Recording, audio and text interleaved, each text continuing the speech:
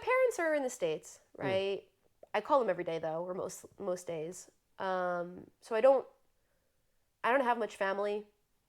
I do spend time with my partner. I'm polyamorous. I talk about it on my stand-up set. Yeah. So there's always room for more family. But currently I would say I'm like poly-single, and I've only got one partner right now. Just regular. Only one partner. So you're okay. So you're just a regular couple right now. Just, well, you say it's a regular couple. Like, he's got a girlfriend as well. So like, Okay. Well, you're in a regular couple. He's poly at the moment. So I would say, even though I'm bi and poly, I'm only with right now a man and with one person. So I'm like more theoretically bi and poly. I get you. I'm open to it, but and I've gone on a lot of bad poly dates. Like, oh, like you see, know, this is a completely wild concept to me. And again, I come from Eastern Europe. Ask me some questions. No, I come from Eastern Europe, so poly is like. I guarantee you, poly is the thing in Eastern Europe as well. Guarantee it. Probably less popular. Not officially. Probably exists, but not officially. Sure. Like, you can't be poly in Eastern Europe. You're probably in a cult. Oh, right. Right. That's. Most people think improv is a cult, so.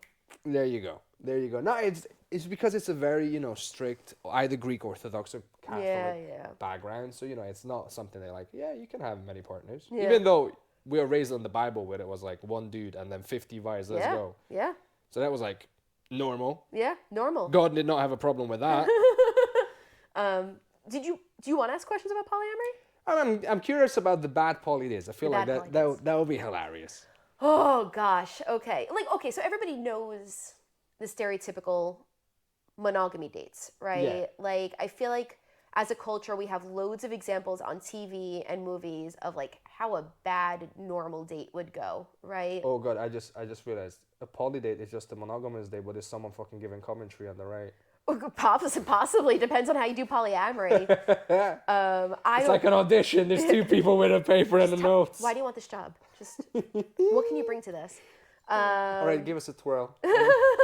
All right, 8 out of 10. No, it's usually one-on-one. Okay. It's usually one-on-one.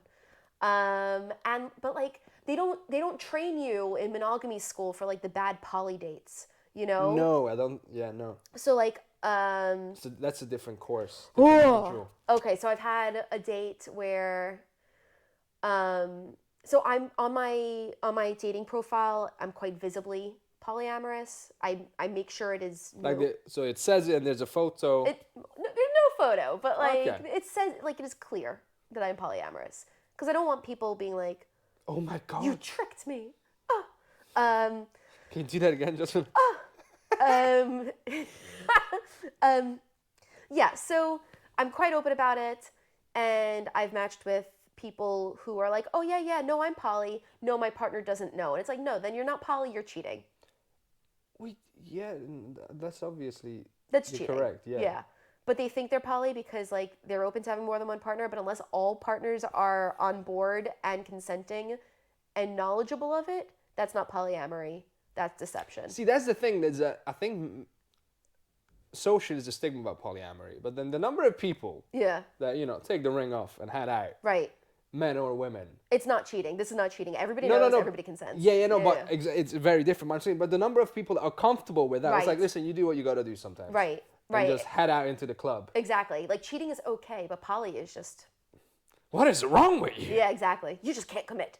So I've had that. I've had girls who are exploring the bisexuality, and that's great. I'm really supportive of that. So I'm sometimes the first date they've gone on with a girl, which is fine.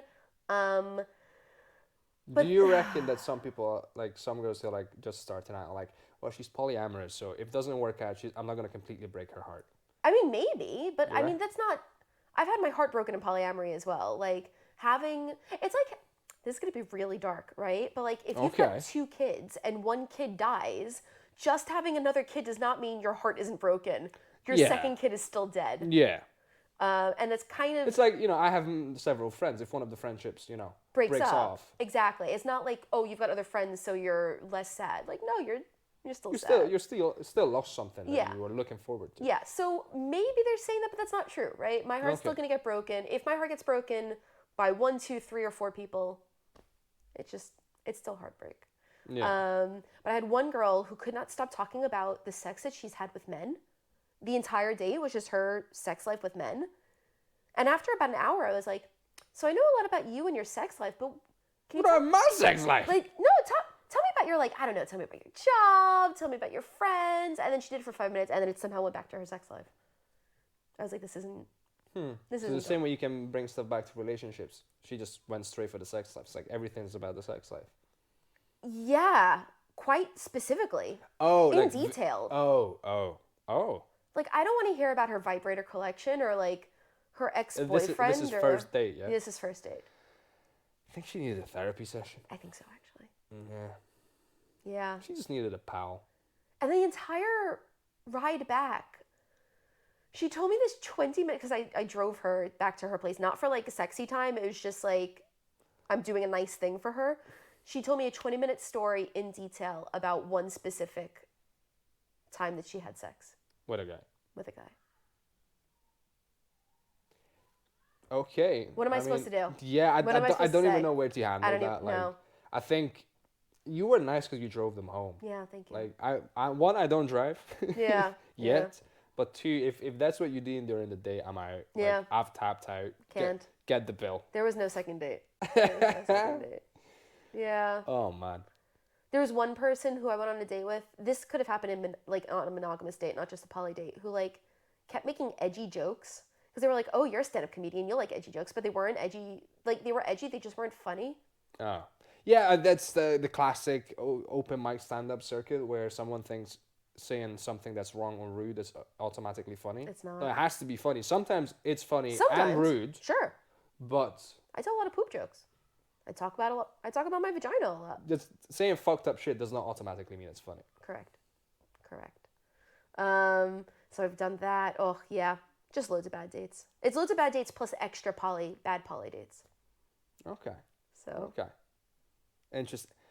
And I'm curious about this because this is the one thing that you'll immediately, if you, the moment I'm going to put this clip out, there's going to be a comment about polys. What about the kids? What about the kids? Like, I don't know, people always have this idea of like, well, how are they going to raise, if they are going to have children, how are they going to raise them? Oh my God, those post children, like. Do you stop having friends when you have kids? No. So why would you stop having a boyfriend? Yeah. And it's not, I mean, you know who your parents are as a child. Yeah. It's not like you're going to be. Yeah, if you were allowed, not allowed. This is me. I want to hear someone who's living this life good. Actually, this is how I see it, and these are my answers to these doubts. When you have a kid, it takes a lot of time. Your focus goes on the kid, right? Obviously, but you don't just stop having friends. Yeah. You still see those friends. It might be a little bit more difficult to schedule. You still have family. You still see your family. It just might be a little bit more difficult to schedule. Right. Makes sense. Yeah. I mean, once you put it that way, it doesn't seem that.